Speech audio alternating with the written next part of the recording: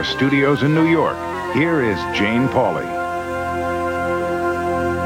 Good evening. Not long ago, we reported on 800 phone numbers that are anything but free. Sex lines aimed at teenagers that can end up costing their parents hundreds, even thousands of dollars. In part 2 of our Dateline investigation, there's more. Parents pressured to pay. People charged for calls that were never made. Pornography sent to teenagers unsolicited.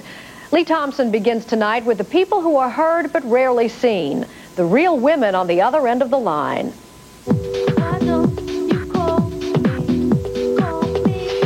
Hi, my girlfriends and I are dying to speak to you. Meet Robin and her girlfriends. They turned hot fantasy into cold cash for a Las Vegas phone sex line.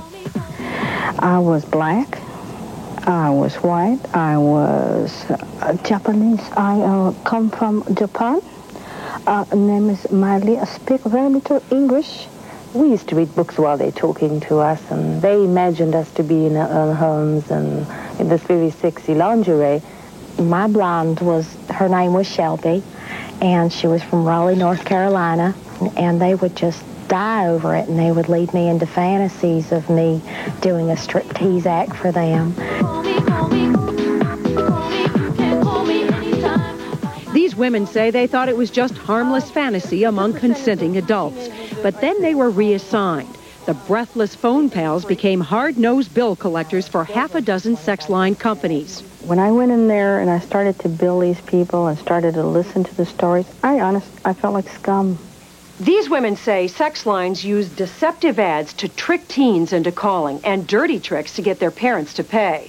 They think something should be done to stop it, so they agreed to share with Dateline some of the tricks of the trade. They want that money. That money's all important. In the sex line business, you can be billed for a call you never even made.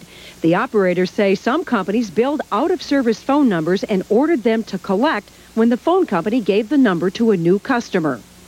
You can't make a phone call from a dead phone line. Donna was the billing supervisor. She says people would often pay for calls they didn't make just to avoid the hassle. We were to collect the money no matter what. And they say there was the double billing trick, charging twice for the same call. They are 13 days apart and 24 days apart. Identical calls with 1 second difference. You were ripping them off, basically. If a parent refused to pay because their underage teen made the sex line call, the parent would hear this. We were told to tell them the phone is in your name. You are responsible for all charges to your phone. Therefore, you have to pay the bill. If you do not pay the bill, you will be sent to a collection agency, and you will have a mark put on your credit rating. But that threat is a trick, too. In many cases, the law allows consumers to refuse to pay a disputed entertainment line call without it hurting their credit rating.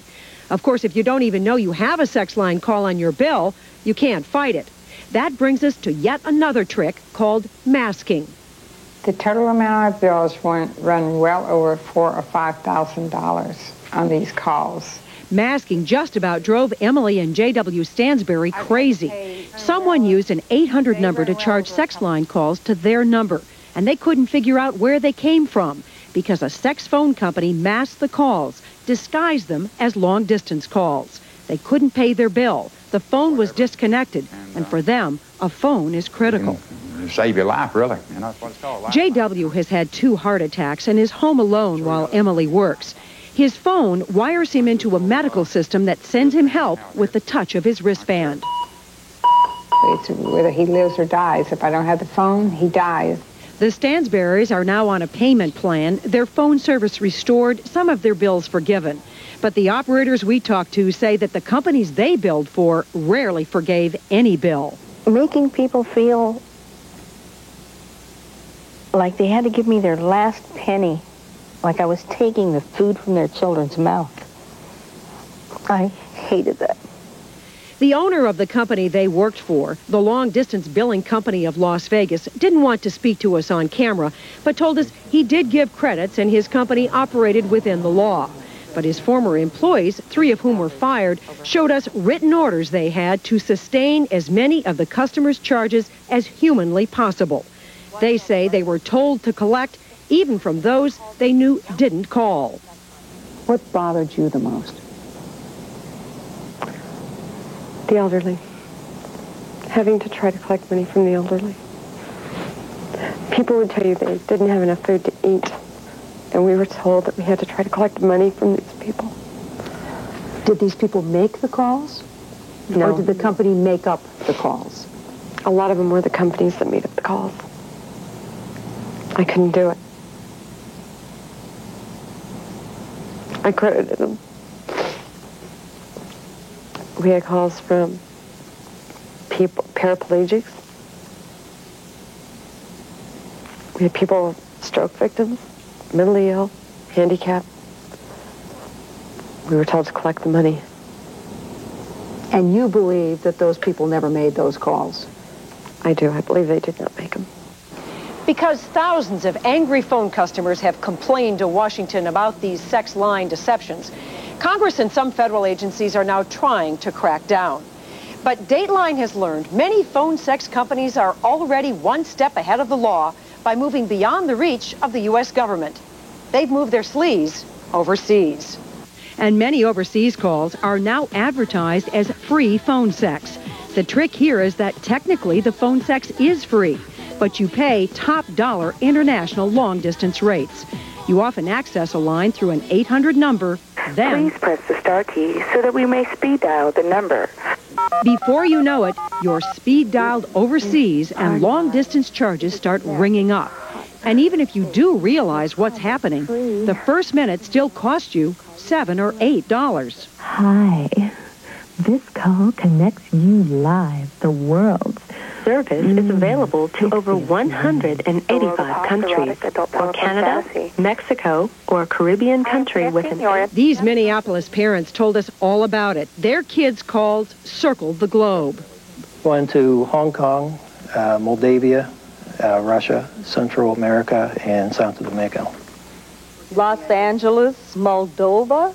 And almost everyone's bills showed calls to Sao Tome. We had to look it up. Sao Tome is a tiny island off the west coast of Africa. Something very dirty is going on. Its only representative in the United States is diplomat Domingos Faria. Faria doesn't think the calls even end up in Sao Tome. Because in Sao Tome you speak Portuguese, you don't speak English. He believes the calls are routed back to the U.S. or Canada, but the caller still pays for the international trip. But isn't it true? Your country is probably making money off of this since the phone company is partially owned by the government. That's a very good question. Faria told us he would investigate with officials in Sao Tome, but ironically, he'll have to do it by cable.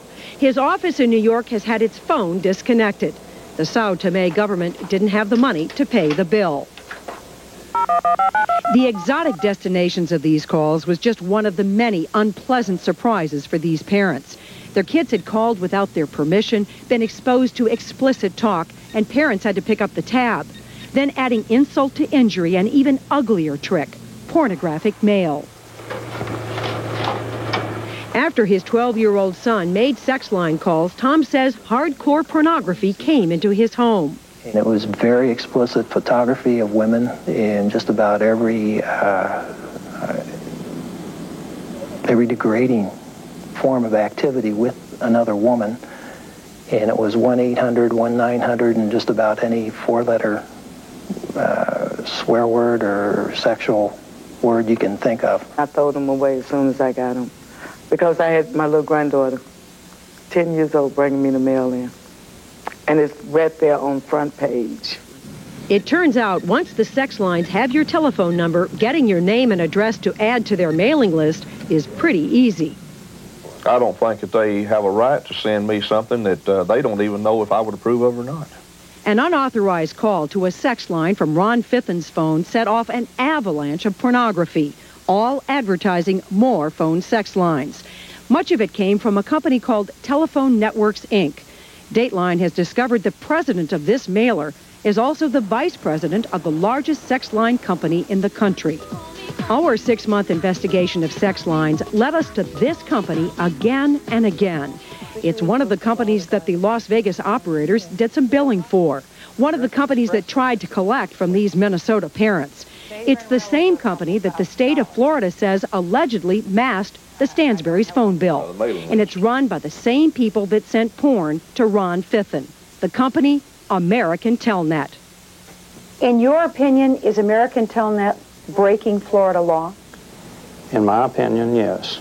Florida State Investigator Alan Taylor believes American Telnet did violate state law by masking sex line calls as regular long distance. American Telnet is run by this man, Michael Partis. Dateline has learned that Partis and American Telnet are also under investigation by the Federal Trade Commission for alleged misleading and deceptive practices. Thank you for calling American Telnet. Executives of American Telnet and the pornographic mailer they are associated with declined to speak to us on the record, so we tried to speak to Michael Partis in person. I'm Lee Thompson from Dateline NBC.